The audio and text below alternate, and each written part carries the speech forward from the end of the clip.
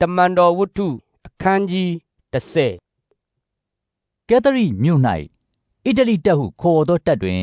လူတရာကိုအုပ်ချုပ်သောတပ်မှူးကော်နေလိအမည်တွင်သောသူတစ်ယောက်ရှိ၏ထိုသူသည်မိမိအိမ်တွင်ရှိသမျှသောသူတို့နှင့်တကွဖျားဝတ်၌မွေ့လျော်၍ဖျားသခင်ကိုကြောက်ရွံ့ခြင်းရှိသဖြင့်လူတို့အားများစွာသောစွန့်ကြဲခြင်းကိုပြု၍ဖျားသခင်ကိုအစဉ်ဆုတောင်းလေရှိ၏တနေ့တ၌နေ3ရက်သည့်အချိန်တွင်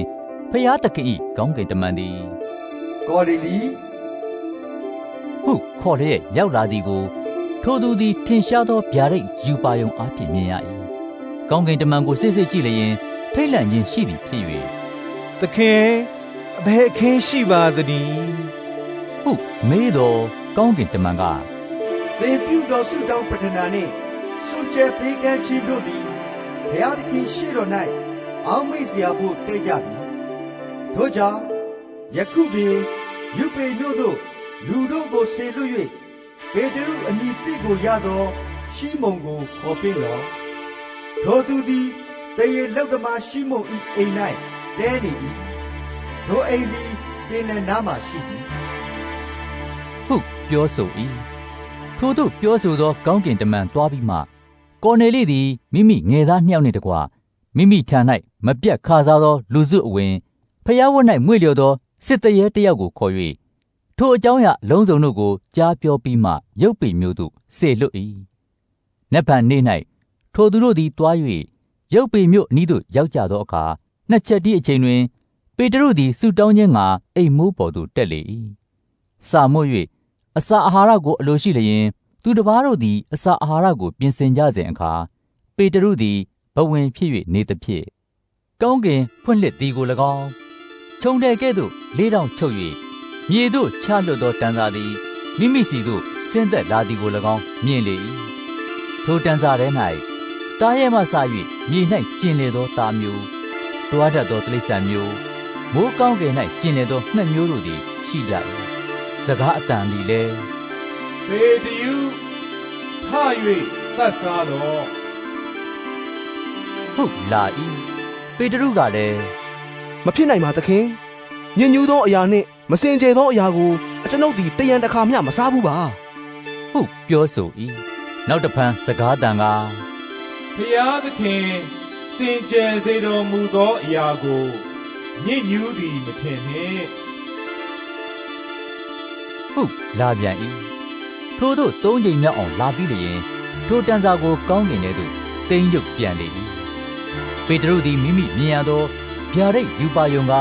အဘယ်သို့ဆိုလိုသည်နည်းဟုတွေးတောဆင်ခြင်၍နေစဉ်တွင်ကော်နေလိဆေလွတ်သောသူတို့သည်ရှီမုန်အိမ်ကိုမင်းများရှာဖွေ၍တကားရှိမှရက်လျက်ပေတရုအမည်သစ်ကိုရသောရှီမုန်သည်ဤမှာတဲနေပါသလောဟုမင်းများဟစ်ခေါ်ကြ၏ပေတရုသည်ထိုဗျာဒိတ်ယူပါယုံကိုဆင်ခြင်၍နေစဉ်တွင်ဝိညာဉ်တော်ကလူ3ယောက်တို့သည်သင်ကိုရှာကြ၏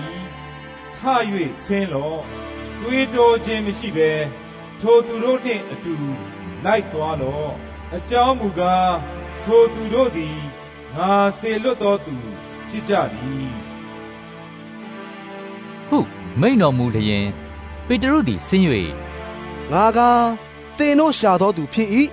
အဘယ်အကြောင်းရှိ၍လာကြသနည်းဟုထိုသူတို့အားမေး၏ထိုသူတို့ကလည်းဖျားသခင်ကိုကြောက်ရွံ့၍ယူဒလူအပေါင်းတို့တွင်အသရေရှိသောသူတော်ကောင်းတီးဟုသောတပ်မှူးကောနေလိသည်ကိုတော်ကိုမိမိအိမ်သို့ခေါ်ပင့်၍ကိုတော်၏စကားကိုနားထောင်ရမည်အကြောင်းတန့်ရှင်းသောကောင်းကင်တမန်အားဖြင့်ဗျာဒိတ်တော်ကိုခံရပါသည်ဟုပြန်ပြောကြ၏ပေတရုသည်လည်းထိုသူတို့ကိုအိမ်ထဲသို့ခေါ်၍ဧည့်သည်ဝတ်ကိုပြုလေ၏နက်ဖြန်နေ့၌ထ၍ထိုသူတို့နှင့်အတူသွားသဖြင့်ရုပ်ပေမြို့သားဖြစ်သောညီအကိုအချို့တို့သည်လိုက်ကြ၏ထို့နောက်တနေ့၌ကဲသရိမြို့သို့ဝင်ကြ၍ကော်နေလိသည်မိမိအဆွေအမျိုးမိတ်ခင်မွန်းများတို့ကိုစုဝေးစေပြီးလျင်ထိုသူတို့ကိုမျှော်လင့်လျက်နေကြ၏ပေတရုရောက်လာသောအခါကော်နေလိသည်ခရီးဥကြိုပြု၍ပေတရု၏ခြေရင်း၌ပြက်ဝတ်လျက်ကိုးကွယ်လေ၏ပေတရုသည်သူ့ကိုချီပင့်လျက်ထလော့ငါကိုယ်တိုင်လူဖြစ်သည်ဟုဆို၏ထို့သို့နှုတ်ဆက်၍ဝင်လေသောစုဝေးလျက်ရှိကြသောလူများကိုတွေ့လျင် ပေတရုက ယူဒလူဖြစ်သောသူတို့သည်တပါးမျိုးသားတို့နှင့်မပေါင်းဖော်မချင်းကပ်အပ်သည်ကိုသင်တို့သိကြ၏သို့တော်လည်းညင်ညူးသည်မစင်ကြယ်ဟုအဘယ်သူကိုမျှမခေါ်ရမည်အကြောင်းဖျားသခင်သည်ငါအားဆုံးမပြသတော်မူပြီထို့ကြောင့်ငါကိုခေါ်ကြသောအခါငါသည်မငြင်းမခုန်ပဲလျက်လာ၏တို့ဖြစ်၍အဘယ်အကြောင်းကြောင့်ငါကိုခေါ်ကြသနည်းငါမေးလိုသည်ဟုထိုသူတို့အားပြောဆို၏ကော်နေလိကလည်းအကျွန်ုပ်သည်ယခုအချိန်နိုင်တန်အောင်အစာရှောင်၍သုံးချက်တီးအချိန်တွင်အိမ်၌ဆုတောင်းလျက်နေသည်ယခု4 ရက်ရှိပါပြီထိုအချိန်၌လူတစ်ယောက်သည်ထွန်းတောက်သောအဝတ်ကိုဝတ်လျက်အကျွန်ုပ်ရှေ့မောက်၌ရ၍ကော်နေလိသင်ပြုသောပဌနာကိုဖျားသခင်သည်ကြား၍သင်စွတ်ကြဲခြင်းကိုလည်းမတ်တော်မူပြီထို့ကြောင့်ယုပိမျိုးသို့ဆေလွတ်၍ပေတရုအမိသစ်ကိုရသောရှိမုန်ကိုခေါ်ပင့်လော့ထိုသူသည်ပင်လယ်နားမှသေအလုတ်သမားရှိမုန်၏အိမ်၌တဲနေ၏ထိုသူသည်ရောက်လာလျင်သင်အားဟောပြောလိမ့်မည်ဟုပြောဆိုပါ၏ထို့ကြောင့်အကျွန်ုပ်သည်ကိုယ်တော်ထံသို့အလင်းအများဆေလွတ်၍ကိုယ်တော်သည်ကြွလာသောအားဖြင့်ကောင်းမွန်စွာပြုပါပြီတို့ဖြစ်၍ဘုရားသခင်သည်ကိုယ်တော်၌မာထားတော်မူသမျှကိုနားထောင်ခြင်းက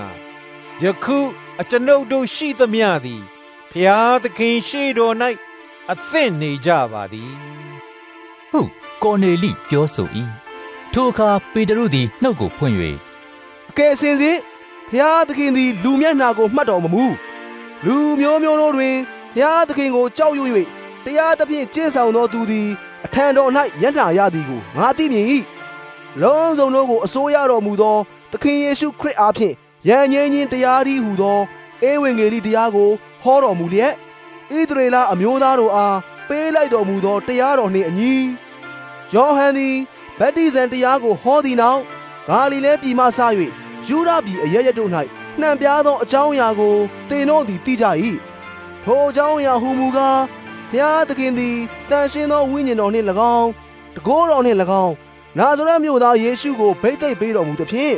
ထိုသူသည်ဘုရားသခင်အခွင့်တော်နှင့်ကျေးဇူးပြုလျက်မာနညှင်းဆဲသောသူအပေါင်းတို့အားချမ်းသာကိုပေးလျက်လှည့်လည်တော်မူ၏ငါတို့သည်လည်းယေရုရှလင်မြို့မှစ၍ယူဒပြည်တွင်ပြုတော်မူသောအမှုများတို့၏တသက်ခံဖြစ်ကြ၏ထိုသူကိုတစ်တိုင်၌ဆွဲ၍ကိုမြတ်ကြလေ၏3 ရက်မြောက်သောနေ့၌ဘုရားသခင်သည်ထမြောက်စေတော်မူ၍လူအပေါင်းတို့အားထင်ရှားစွာပြတော်မမူဘုရားသခင်ခန့်ထားတော်မူနှင့်သောတသက်ခံသည်ဟုသောငါတို့အားထင်ရှားစွာပြတော်မူ၏သေခြင်းမှထမြောက်တော်မူသည့်နောက်ထိုသခင်နှင့်အတူငါတို့သည်စားသောက်ရကြ၏ထိုသခင်သည်လည်းအသက်ရှင်သောသူတို့နှင့်သေသောသူတို့ကိုတရားစီရင်သောသခင်ဖြစ်စေခြင်းဟာဘုရားသခင်ခန့်ထားတော်မူကြောင်းကိုလူအပေါင်းတို့အားဟောပြောကြလော့သက်သေခံကြလော့ဟုငါတို့အားပြည့်ညတ်ထားတော်မူ၏ထိုသခင်ကိုယုံကြည်သောသူရှိသမျှတို့သည်နာမတော်အားဖြင့်အပြစ်လွတ်တော်မူခြင်းကျေးဇူးကိုခံရကြလက်တန်းဟု၍ပရောဖက်အပေါင်းတို့သည်ထိုသခင်၏သက်သေခံဖြစ်ကြသည်ဟုပေတရုမွဲ့ဆို၏ထိုစကားကိုမွဲ့ဆိုစဉ်နှုတ်ကပတ်တရားတော်ကိုကြားနာရသောသူအပေါင်းတို့အပေါ်သို့တန်ရှင်းသောဝိညာဉ်တော်သည်တက်ရောက်တော်မူတပါးအမျိုးသားတို့အပေါ်သို့တန်ရှင်းသောဝိညာဉ်တော်၏ကျေးဇူးကိုသွန်းလောင်းသောကြောင့်အယေပြားလှေးခြင်းကိုခံသောသူသည်ဟူသောပေတရုနှင့်ပါသမျှသောတပည့်တော်တို့သည်မိန်မောတွေ့ဝေခြင်းရှိကြ၏အကြောင်းမူကားထိုသူတို့သည်အမျိုးမျိုးသောဘာသာစကားအားဖြင့်ပြော၍ဖျားသခင်ကိုချီးမွမ်းသည်ကိုကြားကြလေ၏ထိုအခါပေတရုကငါတို့ကဲ့သို့တန်ရှင်းသောဝိညာဉ်တော်ကိုခံရသောဤသူတို့ကိုဗတ္တိဇံမပေးစေခြင်းကအဘယ်သူသည်ရေကိုမြစ်တားနိုင်သနည်းဟုဆိုလျက်သခင်ဖျား၏နာမ၌ဗတ္တိဇံကိုခံစေမည်အကြောင်းစီရင်လေ၏ထိုနောက်မှပေတရုသည်ကာလအတန်အရာနေပါမည်အကြောင်းကိုထိုသူတို့သည်တောင်းပန်ကြ၏